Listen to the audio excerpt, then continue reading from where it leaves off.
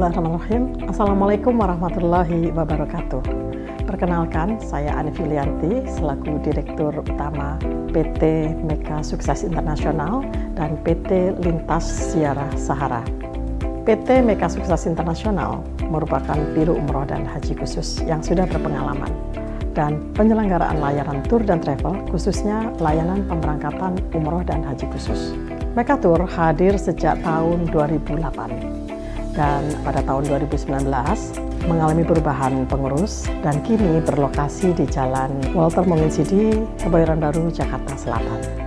Bermula dari visi ingin menjadi penyelenggara perjalanan ibadah umroh dan haji yang teramanah dan terbaik, Mekatur dan Lizara menghadirkan layanan berkualitas mulai dari fasilitas e-office dan sistem akuntabilitas terpercaya dan sehat.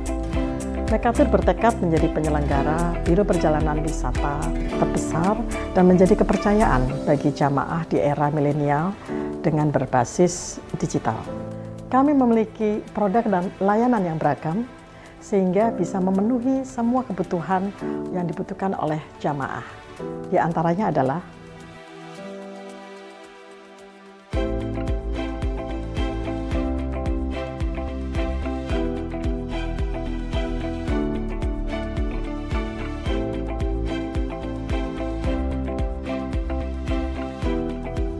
kami berkomitmen sepenuh hati dalam memberikan kualitas pelayanan sesuai syariat-syariat Islam dan amanah kepada tamu Allah Subhanahu wa Ta'ala. Kami juga menerapkan sistem SDM yang berakhlakul karimah dan mendidik untuk memiliki berbagai sertifikasi profesi sebagai upaya membangun tim yang solid dan profesional. Kami juga siap melayani para tamu Allah dengan pelayanan prima dan sepenuh hati dengan pembimbing dan mutawif yang sangat berpengalaman, sehingga kita bisa memberikan pelayanan yang terbaik, excellent service, terpercaya dan terjangkau. Kami memberikan produk layanan yang up to date. Dalam waktu dekat, kami akan mengembangkan studio podcast di mana nantinya akan disajikan berbagai kajian-kajian dan konten ataupun edukasi Islami yang sangat bermanfaat bagi jamaah tentunya, dan akan kami sajikan insya Allah secara reguler. Mengapa harus memilih kami? Karena kami siap memberikan solusi yang terbaik sesuai kebutuhan dan permintaan tanpa mengurangi kualitas, dengan memberikan hotel yang berjarak dekat dengan Baitullah, dengan fasilitas hotel yang terbaik, dengan menu makanan internasional dan Asia. Kemudian kita juga memberikan kepastian jadwal penerbangan atau tanggal keberangkatan yang pasti kepada para tamu Allah, dan kita sudah bisa melayani jamaah dengan melakukan manasik di gedung sendiri karena kami sudah mempunyai gedung sendiri, dan tentunya kami juga resmi terdaftar di Kementerian Agama dengan SK Umroh dan SK Haji. Kemudian kami juga mempunyai nomor izin berusaha NIB dan sertifikat HAN dan sertifikat IATA. Dan tentunya kami tergabung dalam asosiasi terbesar di Indonesia ini, yaitu Ampuri Bangkit Melayani. Untuk itu, tunggu apa lagi? Silakan bergabung bersama kami atau mendaftarkan di admin kami, di website kami, baik itu juga di media sosial kami. Dengan moto, mitra terpercaya, Anda beribadah. Kami siap melayani Anda semuanya. Terima kasih. Billahi taufiq wal hidayah. Wassalamualaikum warahmatullahi wabarakatuh. Bismillahirrahmanirrahim. Assalamualaikum warahmatullahi wabarakatuh. Alhamdulillah, wassalatu wassalamu ala rasulillah, Sayyidina wa maulana Muhammad ibni Abdillah wa ala alihi wa ashabihi wa man tabi'ahu wa walahu ila yaumil qiyamah, amma ba'du. Jamaah Mekatur, sahabat yang dimuliakan oleh Allah, kita bersyukur, kita berbahagia, kita terus menerus untuk mengungkapkan keagungan Allah Subhanahu wa Ta'ala dengan hati kita, dengan lisan kita, dengan amal perbuatan kita. Mudah-mudahan dengan kita memaksimalkan ibadah kita di sisi Allah, maka Allah pun akan memaksimalkan anugerahnya untuk kita semua. Salat dan salam juga adalah media kita agar kita digolongkan sebagai umatnya Rasul yang mendapatkan syafaat di yaumil qiyamah. Amin ya rabbal alamin. Jamaah, Bapak Ibu, sahabat Mekatur yang dimuliakan oleh Allah, kita membahas hikmah ke-100 dan hikmah yang ke-101. Pertanyaan dari hikmah yang ke-100 adalah, apa sebaik-baik waktu yang ada pada diri kita? Waktu adalah merupakan karunia Allah, nikmat Allah yang teragung. Dengan waktu kita bisa beribadah. Dengan waktu kita bisa bekerja. Dengan waktu kita bisa beristirahat. Dengan waktu kita bisa berbahagia. Dengan waktu kita bisa memenuhi kebutuhan-kebutuhan kita. Itulah keagungan waktu bagi seorang muslim. Namun ada waktu yang terbaik menurut Ibnu Athaillah As-Sakandari, yaitu waktun tashhadu fihi wujuda faqatika. Satu waktu saat kita betul-betul merasakan kebutuhan yang sangat besar. Mengakui kelemahan yang sangat tinggi.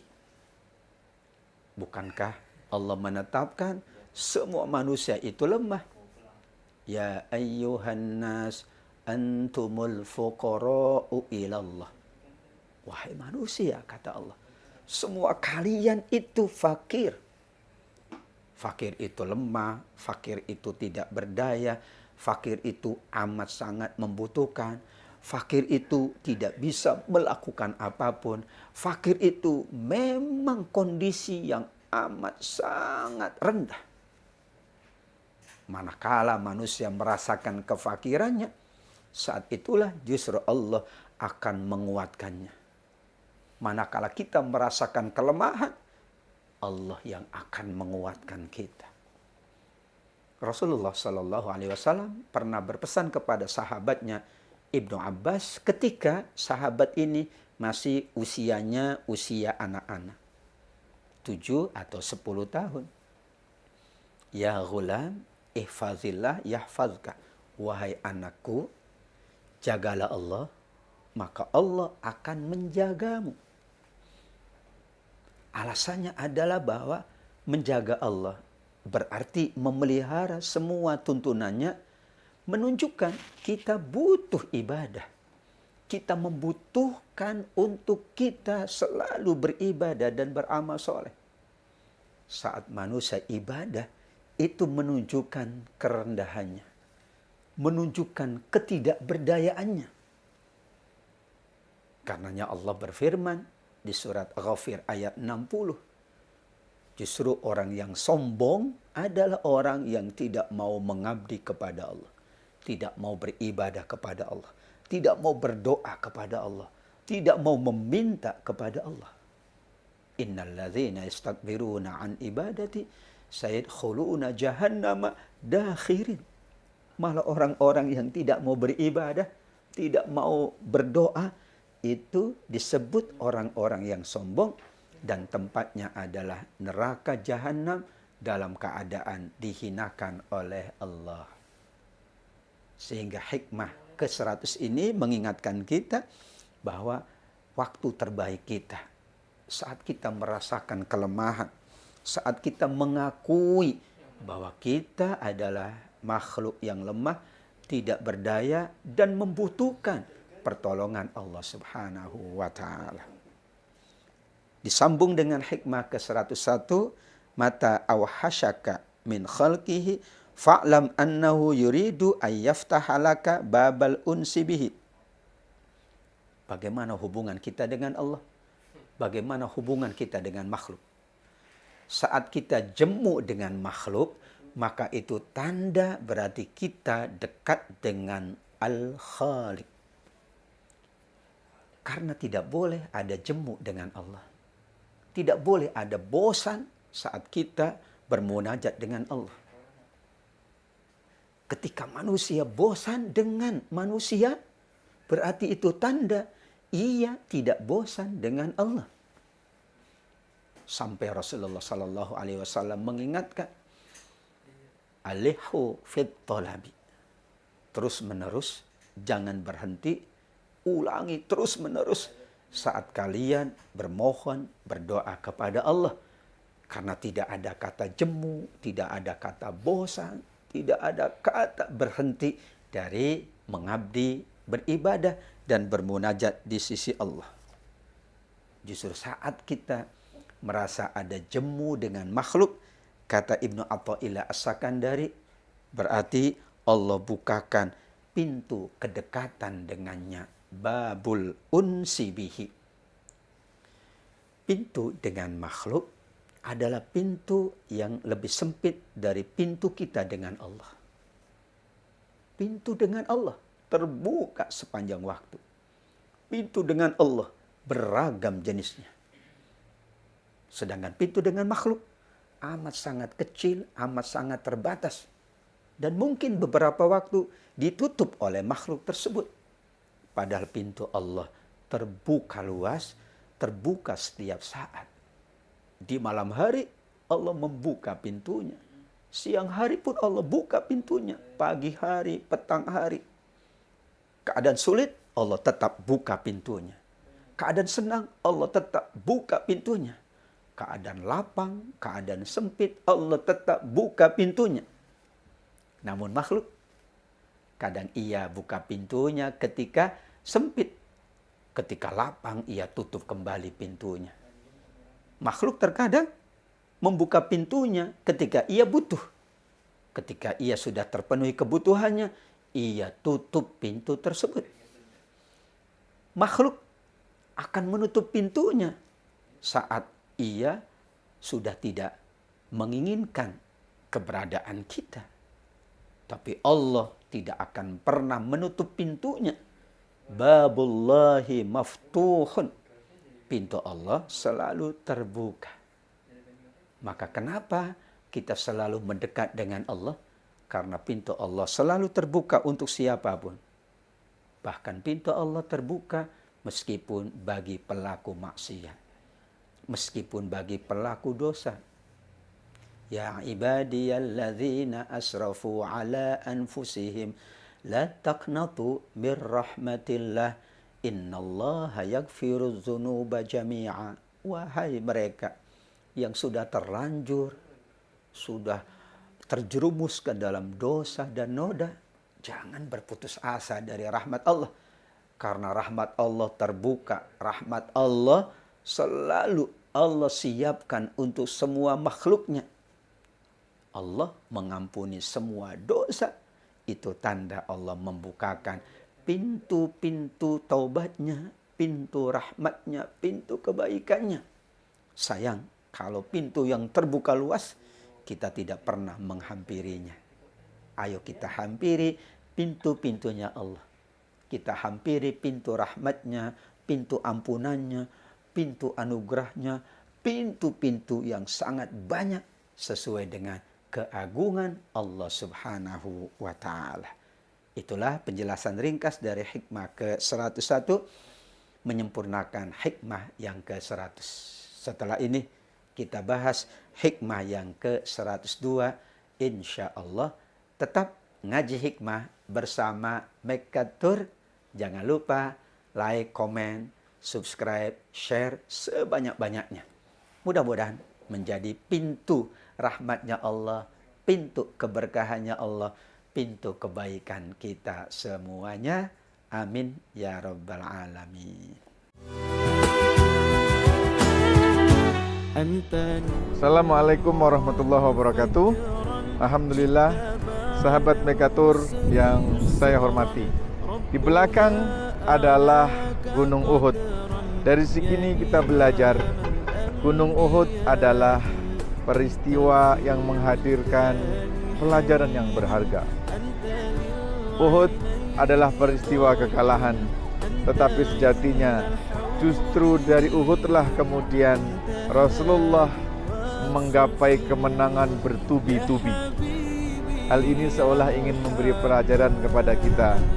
Boleh saja kita ini gagal sekali, akan tetapi yang hadir selepasnya adalah prestasi kemenangan-kemenangan. Kita hanya boleh gagal sekali, tetapi kita akan terus mendapatkan kemenangan berkali-kali. Terima kasih. Makatur hadir untuk melayani Anda dengan hati. Assalamualaikum warahmatullahi wabarakatuh. سلام عليك صلوات الله عليك. Di mana kita? Di Jabal Uhud. Mekatur, keren banget. Mekatur, luar biasa. Mekatur, alhamdulillah. يرتوي بالحب قلبي حب خير رسل ربي من به أبصرت دربي يا شفيعي. Bapak Ibu, sahabat Mekatur yang dimuliakan oleh Allah Subhanahu wa taala. Kembali ngaji hikmah bersama Mekatur. Hikmah yang akan kita bahas hikmah 102 dan hikmah 103. Apa kata Imam Ibnu Athaillah As-Sakandari di hikmah 102? Mata atlaqa lisanaka bit talabi fa'lam annahu yuridu ayyu'tiyaka. Saat Anda merasakan lisannya mudah untuk meminta kepada Allah, mudah untuk bermunajat, mudah untuk mengadu kepada Allah, itu pertanda bahwa permintaan kalian dipenuhi oleh Allah. Ada sebuah kisah yang menarik yang Allah abadikan di surat Thaha tentang Nabi Musa alaihi salam. Beliau berdoa dan doanya sering kita amalkan dalam kehidupan kita. Rabbi shrah li sadri wa yassir li amri wahlul 'uqdatam min lisani. Setelah beliau memohon, lapangkan dadaku, mudahkan urusanku, beliau meminta lancarkan lisanku, jangan sampai keluh dalam menyampaikan yang bisa dipahami oleh siapapun. Tolaqatul lisan, kemudahan lisan untuk berucap, itu tanda bahwa apa yang kita sampaikan didengar oleh Allah dan dipenuhi oleh Allah. Sebagaimana seorang anak mudah mengucapkan lisannya di hadapan orang tuanya, di hadapan gurunya meminta sesuatu. Saat lisan mudah berucap, itu tanda baik bahwa Allah mendengar, Allah menerima. Karena terkadang sulit lidah kita berucap. Terkadang lidah kita keluh. Lisan kita tertutup, tidak bisa menyampaikan apa yang kita inginkan. Masya Allah. Betapa sedihnya seseorang yang tidak dapat berdoa, tidak dapat mengagungkan Allah, tidak dapat bermunajat di sisi Allah. Padahal lisan adalah sarana yang paling baik untuk kita mengagungkan Allah. Ungkapan subhanallah, walhamdulillah, wala ilaha illallah, Allahu akbar. Kalau lisan kita lancar, lisan kita mudah, berarti munajat, pujian kita didengar oleh Allah dan akan dipenuhi oleh Allah Subhanahu wa taala. Begitulah makna dari hikmah ke-102, bahwa kita ingin selalu dilancarkan, dimudahkan, dan lisan kita selalu mampu memuji dan mengagungkan Allah.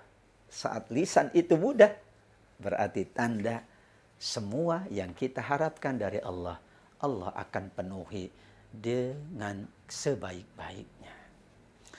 Hikmah 103. Al-arifu la yazulu ibtiraruhu wa la yakunu ma'a ghairillahi qararuh. Seorang yang sudah mencapai maqam arif billah, amat sangat mengenal Allah, amat sangat dekat dengan Allah, maka ia tidak akan pernah hilang ingatannya kepada Allah. Ia tidak akan pernah berhenti untuk mengingat Allah. Bahkan ia bila bersandar kepada selain Allah, justru dia tidak akan tenang. Bayangkan saat manusia bersandar kepada makhluk dan ia tenang, berarti ia tidak bersandar kepada Allah. Dan saat dia bersandar kepada Allah dan tenang, berarti dia tidak membutuhkan makhluk. Analogi ini adalah untuk mengingatkan kita semua bahwa ketergantungan kita kepada dua. Pertama, kepada Allah. Dan kedua, kepada makhluk. Tinggal nanti mana yang lebih besar. Jika lebih besar kepada makhluk, berarti kita belum sepenuhnya bergantung kepada Allah. Sebaliknya, kalau besar ketergantungan kita kepada Allah, berarti kita sudah menafikan ketergantungan kepada makhluk. Padahal kehidupan kita memang sangat bergantung kepada Allah. Tapi pada keadaan tertentu, kita bergantung kepada makhluk. Hanya diingatkan saat kita bergantung kepada makhluk, bukan menafikan ketergantungan kepada Allah. Kita bergantung kepada makhluk karena bergantung kepada Allah. Wallahu fi aunil abdi madamal abdu fi auni akhih. Karena Allah berjanji, sungguh Allah selalu bersama hambanya, selalu menolong hambanya, manakala hambanya menolong sesamanya. Jadi ketergantungan kita kepada makhluk dalam rangka kita menggantungkan diri kita kepada Allah.